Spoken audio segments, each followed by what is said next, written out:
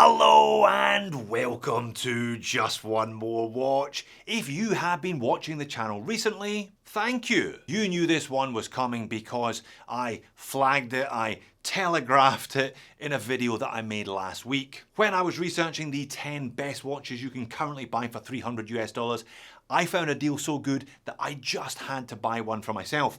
I found a Hamilton, an automatic Hamilton no less, for under $300 US. Now, by the time I paid a bit of a delivery fee and some taxes to get it here to Australia, it still cost me only 1/3 of the Australian RRP. Suffice to say, I'm pretty chuffed with the deal I got on this one, and I thought we would share the excitement of peeling the stickers off together today.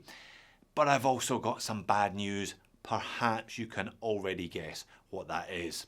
Let's flip the camera and get on with it. All right then, here we go, and I must say good job UPS, because I only ordered this one on the 13th of January from Ashford in the United States, everyone's second favourite grey market retailer after Joma is this legit shop, and it arrived here yesterday. It took a week.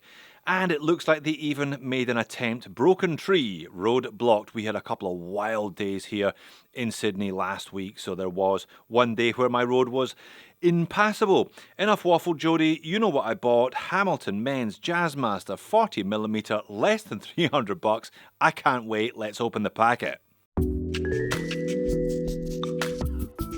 Now, I was aware of this. It was mentioned in the listing for the watch. It was come in a travel pouch rather than the full Hamilton retail packaging. Full Hamilton retail packaging, if you've never seen it, I'll put in this handy excerpt here. It's just a big standard square cubic box, you know, nothing particularly special. For the price I paid, no problems at all. I'm more than happy to accept it in a little travel pouch. No warranty card as such. Let's see if there's one in the box. It was mentioned that there was a factory warranty card. Hey, let's have a look. Let's have a look. 2-year international warranty.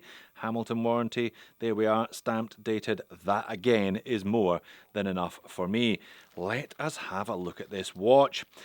There was blue, there was black, but I opted for the champagne, or as the Aussies say, champagne. Now, at this point, I would normally read you the unwieldy Hamilton reference number from the hang tag, but for some reason it is missing from the hang tag, so I'm going to read it off a bit of paper instead. It is the H38525721, don't you know? And as you can see, had I purchased one of these through an authorised dealer here in Australia, I would have paid $1,600 Australian dollars, whereas I paid $297 plus $30 US shipping and handling, which comes in at just under 550 Aussie. Let's call it 550 Aussie still. It's a third of the RRP, like I said. And what did I get for my money? Well, I got a Hamilton, a Swiss-made Hamilton that is wafer thin, thanks to the use of a premium Swiss movement.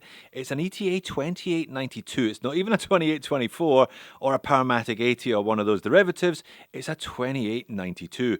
Let's see this one in the flesh then. Let's peel off that sticker. Oh, lovely. Just the right amount of sunburst. Very nice indeed. Couple of stickers on the buckle here for us as well. There we go. And finally, the caseback sticker, allowing us to have a look at that 2892 in all its glory. Oh yes, very, very nice from the back as well as the front. Now, while you sit back and admire that lovely sunburst effect, the slender hands, the applied indices, I will tell you about the dimensions and the specifications. Hamilton cite this one as a 40mm. I measure it slightly smaller, 39.9mm in diameter. They also claim a thinness rather than thickness today of 8.45. I measure it slightly bigger than that at 8.7, but who's to quibble? It's still delightfully thin. Lug to lug, also very nice at 45.6. That's a lovely set of dimensions. 20mm lug width doesn't break the pattern. And as supplied on this leather strap, it weighs in at 54 grams. 50 meters of water resistance, perfectly acceptable. Very nice piece of very gently domed sapphire crystal. And as discussed, it's a 2892 by ETA in the rear. And that's it there. We have a high polish stainless steel press-on case back today, hence the 50 meters of water resistance, display glass panel in the middle, custom Hamilton rotor.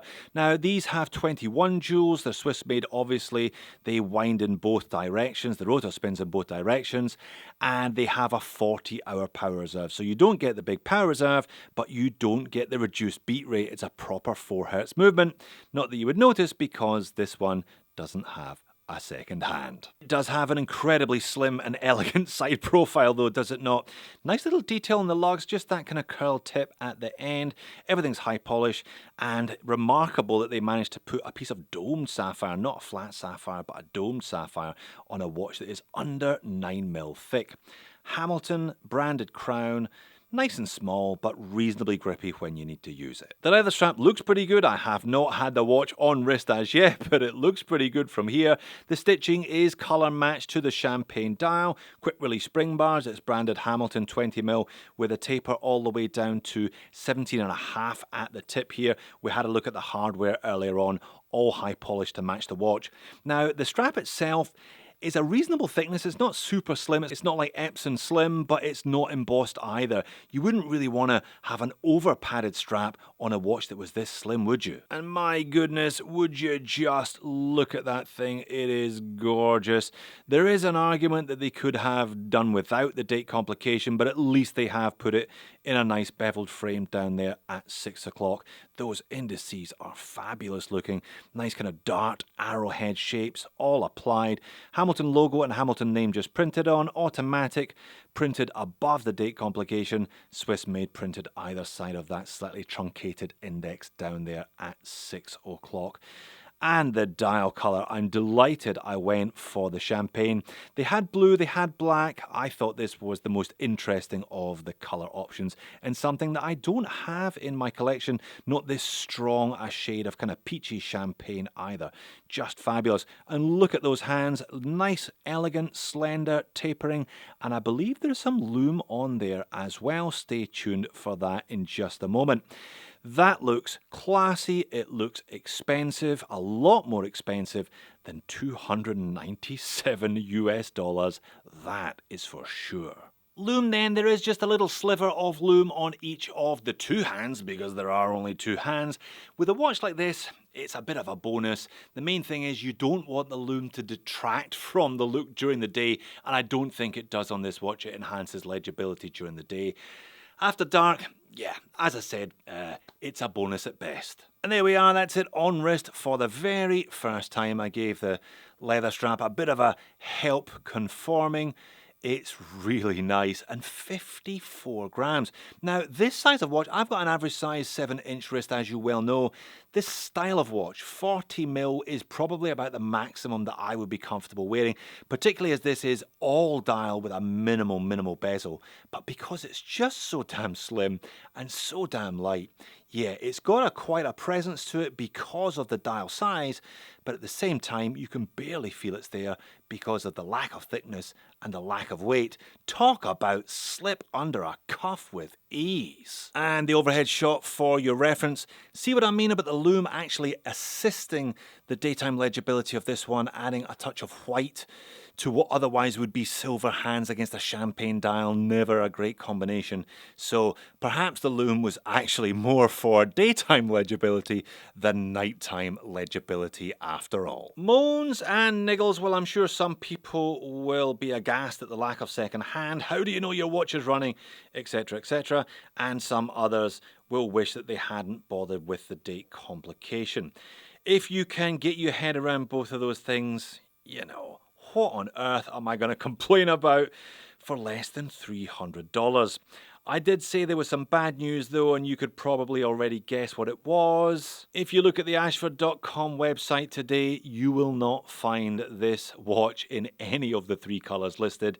I presume they all sold out not long after I published my video. So it seems that I was not the only one that thought that a $300 Hamilton, a sub $300 Hamilton, was simply too good a deal to miss. And I wasn't wrong. That thing is drop dead gorgeous for the price. It does show that the deals are out there, folks. Keep your eyes open, check some of these grey market retailers. If you're alright with non-standard packaging, and I'm sure at that price most of you also would be, then nuggets of gold, just like this one, do pop up occasionally. So there you have it. Beautiful Hamilton, super slim, super sexy on wrist, and at a price so good that even if I do flip it at some point down the line, I'm not going to lose money on it, and neither will all of you who clearly bought it when you saw my video last week. If you like Hamilton but not this Hamilton, why not check out this Hamilton or this Hamilton instead? Thanks for watching. I will see you again in a future video.